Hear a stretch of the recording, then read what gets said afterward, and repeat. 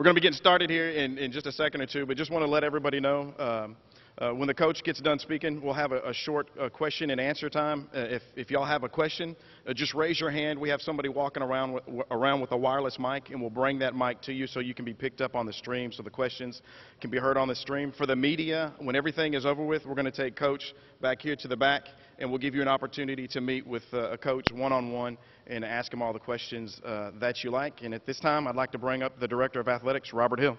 Thank you. First off, I'd just like to thank everybody for coming out this afternoon. This is tremendous, and it just goes to show what we've been telling these candidates over the last 2.5 weeks, that SFA is truly in a unique place. Yes, we're up here in the woods, and we're a little remote from an airport, but darn it, we're a great university, and we're family, and it's proven this out today. So I've got to give you all a hand. Thank you so much. First off, I'd like to thank our spirit groups for coming out today. I know they've got lots of things on their schedule, but you know, that's the great thing about intercollegiate athletics. It involves just more than athletes. It involves lots and lots of students on our campus in the various activities. So thank you so much for coming out. And how about our Lumberjack band back there, too? Also give thanks to our Lady Jack basketball team that's showing their support today for our new head coach on the men's side. We're very thankful for you, and thank you, Coach Schneider, for getting your team out here today. Most importantly, thank you to the administration for allowing me to have the resources that I need to go out and look for a basketball coach that would fit our program, that would bring our program to the next level, which we believe can take place here at SFA. I'd also personally thank Coach Casper for leaving us in such good shape that we were able to attract such a high caliber of candidate for this program. And we only wanted to get better. We don't want to tread water. We don't want to swim backward. We want to go forward. We want to be the next Wichita State. We want to be the next Virginia Commonwealth. We believe we can do that here at SFA, and I think we've got the guy that can make that happen. So thank you to the administration, especially to our president, Dr. Baker Patillo, who, like I said, gave me the resources, and to the board for supporting me in my decision, and thank you so much. We couldn't have done it without a team effort. So with that said, I'll bring the president of our university, the #1 Lumberjack fan, Dr. Baker Patillo.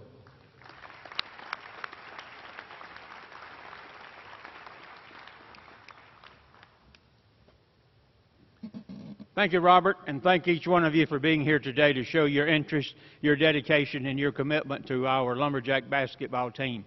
I would like to start and introduce our latest national championship team, and this is the Jack Attack team. If they would please stand right here. This group just won the national championship a week ago in Daytona Beach. This is the second year in a row they won the national championship, and we just honored them this morning at the Board of Regents meeting, and so they wanted to be here today to show their dedication and their commitment to our new coach and to our program. Also, we're very fortunate at SFA. We're very fortunate because of our student body and because of all the staff we have and the faculty we have. But one of the things we're very thankful for is the fact that we are an independent university. And that means we have our own Board of Regents, 9 individual members who serve as our Board of Regents. And the majority of the members of our Board of Regents are SFA graduates, and they're totally dedicated and committed to this university.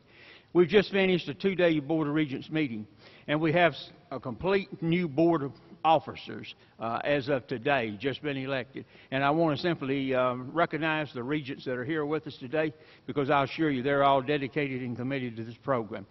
First, our new Chair of the Board of Regents from Alto, Mr. Steve McCarty. Steve? And our new Vice Chair of the Board of Regents, Dr. Scott Coleman from Houston. And our new Secretary, Ms. Bridget Henderson. Mr. Ralph Todd from Carthage. And Mr. David Alders from Nacogdoches.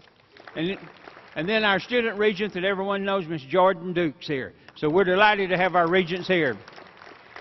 I will tell you that I had the opportunity to be involved in the interview process last week and met a number of coaches, and there's no doubt in my mind we selected the best individual. We selected an individual that could take this program, and as we made it very, very clear, we weren't interested in winning just at the level we do. We weren't interested in winning just the conference championship.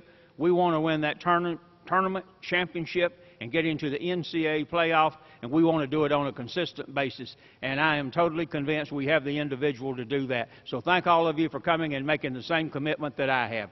Axe 'em Jacks!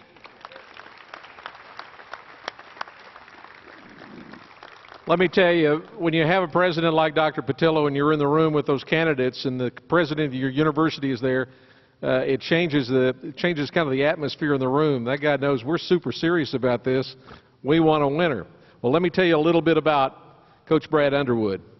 Coach Underwood comes to us from the University of South Carolina, where he's been there for a year. He was the associate head coach at South Carolina. Prior to that time, he spent 6 seasons at Kansas State University, where he also was the associate head coach. He's also been a head coach on the junior college level. He's been an assistant at Western Illinois. Lots of purple in his background. I'll let him explain that to you a little bit later.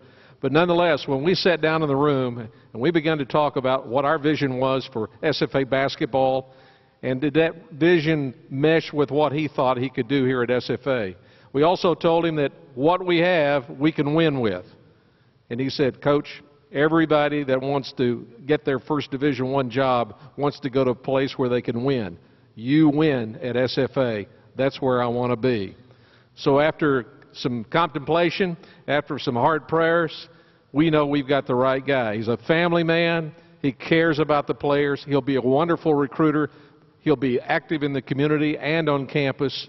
He's our man, and we're so happy to have him here this afternoon. So enough of me. Let's introduce the new men's head basketball coach at Stephen F. Austin, Mr. Brad Underwood.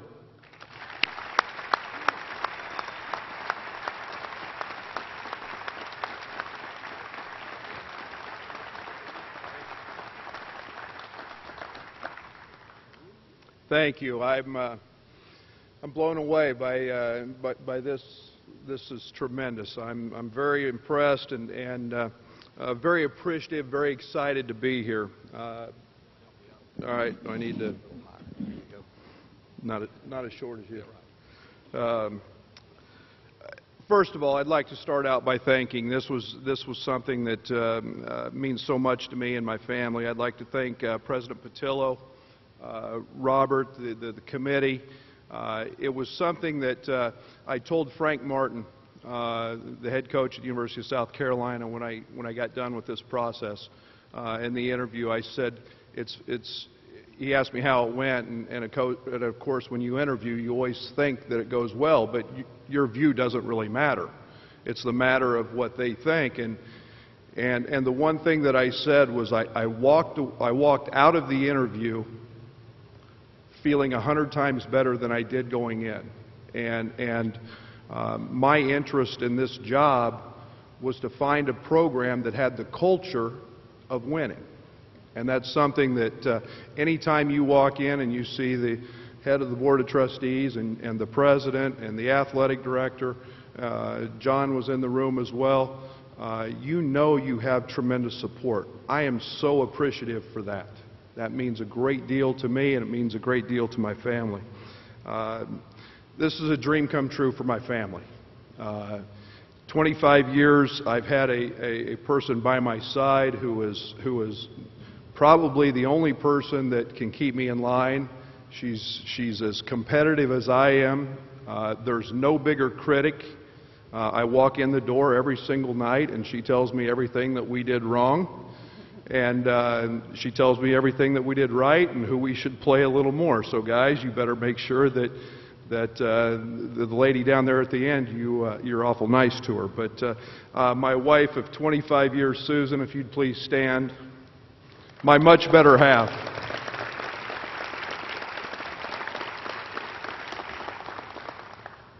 I have 3 children that are elated and excited about the move. I have a son, Tyler, who I'm sure has probably cut class and is watching this online.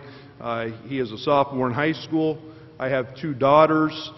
Katie and Ashley, who will both be middle school, they're 7th and 5th grade, and those three are the joys of my life, and I'm very blessed to have the family that I have, and they've been brought up very well by Susan, and she understands the coaching life, and she's not only my wife, she's my best friend, and I couldn't do it without her. I have a family. I was born and reared in Kansas, and I have so many friends and family there that have stood behind me through all the years of coaching, and I would be remiss if I didn't say thank you to them. Not all of them can be there, could be here, but I do have to say a very special thank you to them, and it's not always easy having a son or a son-in-law or an aunt or an uncle who's a coach, but to them I do say thank you very much. I've got some major influences. I feel like I'm extremely well prepared for this job. I was very blessed as a player to play for a legendary coach in Jack Hartman. Coach is deceased, but is one of the outstanding coaches in all of college basketball, and he taught me a great deal. And for him, I say thank you.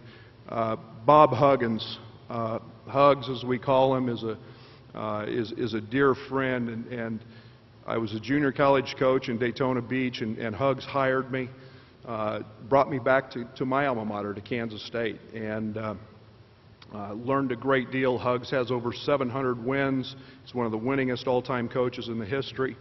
And beyond the coaching, he's one of the finest human beings that I've ever met. Lastly, and I've got to mention one more, Jim Kerwin.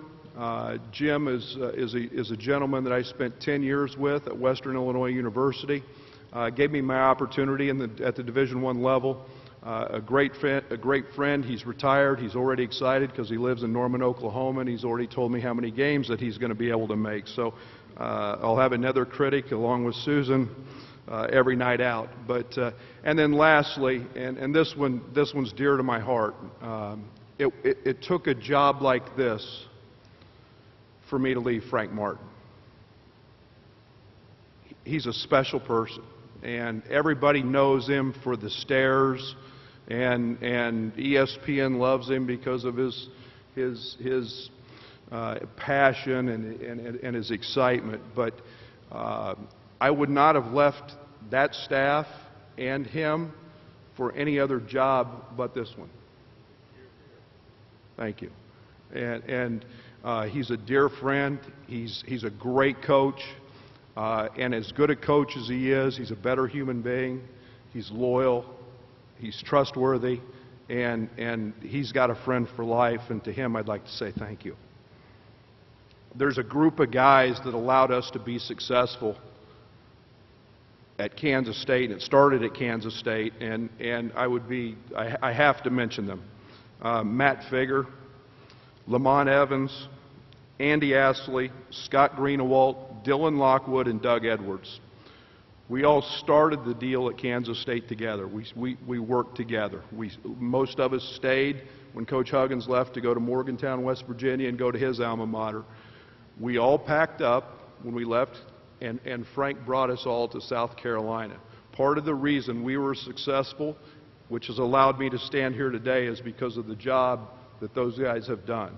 We're from all over the country. We're from different places, and we meshed. And those guys are great friends, and they're going to be successful well without me. I was probably the weak link in the group, but to those guys I say thank you, and to their wives and kids. It was an unbelievable 6 years.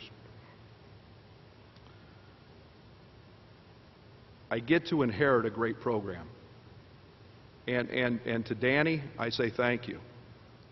When you're the second winningest program in the state of Texas since the year 2000, I'm fortunate, I'm blessed.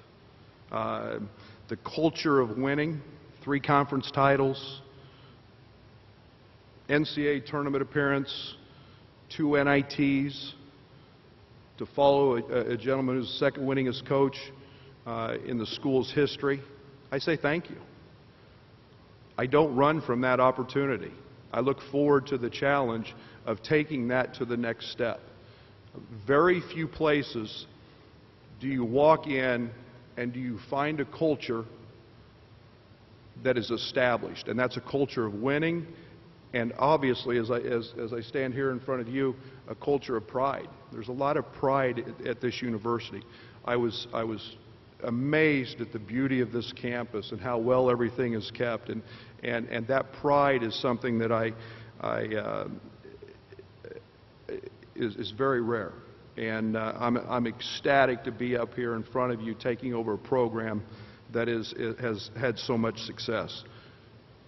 That being said, as Robert mentioned, we can do more. These guys right here, we're going to work to do that. We're going to continue to recruit the type of players that allow us to win. I did not come here. I think John F. Kennedy said it best when asked about running for the vice presidency. Why settle for second when first is available? And we came here, Susan and I and my family and the staff that we'll bring, to win championships. And we win championships, and you get in the NCAA tournament, anything can happen.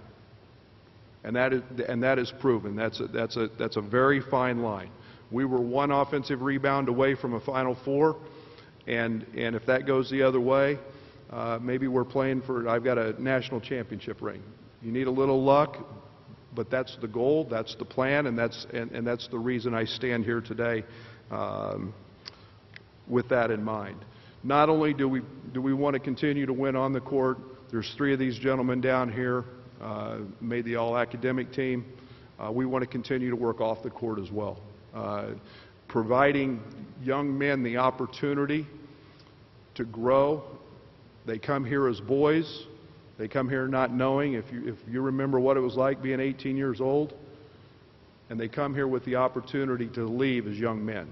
And we want to produce not only very good basketball players, but we want to produce young men who turn out to be responsible, great husbands, great fathers. And college athletics is a stage for that, and it's something that I take a great deal of pride in. We're going to try to represent SFA in the positive manner that you're accustomed to. If that means getting out in the community, that means being responsible, that means acting the right way, both on and off campus. We want to make the people of Nacogdoches proud. I think there's ample opportunities for young men to grow and to be able to give back. We are here not to take. We're givers. And I think our young men will understand that. We're going to be a hard-working bunch on this court, and it's something that every single night that you come out, I want you to be proud of.